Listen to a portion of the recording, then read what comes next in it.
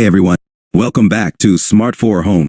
Today we're going to show you how to reset your Honeywell thermostat. Whether you're troubleshooting or just need a fresh start, we'll guide you through the simple steps to get your thermostat back to factory settings. First, let's take a look at our Honeywell thermostat.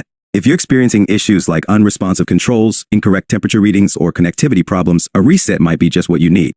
Before we start, make sure you have your Honeywell thermostat's user manual handy, just in case you need to reference any specific details. Step 1. Access the settings menu. Begin by tapping the menu button on your thermostat. This will bring up a list of options on the screen.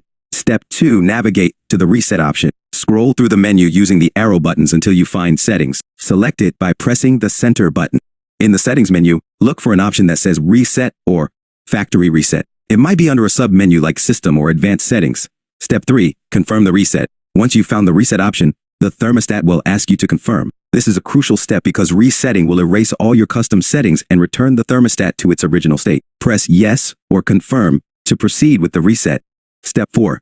Wait for the reset to complete. The thermostat will now restart and go through the reset process. This might take a few minutes, so be patient. You'll see a loading screen or progress indicator while the reset is happening. Step 5. Reconfigure your thermostat. Once the reset is complete, your thermostat will restart and prompt you to set it up, just like when you first installed it. Follow the on-screen instructions to re-enter your Wi-Fi information, preferences, and any other settings.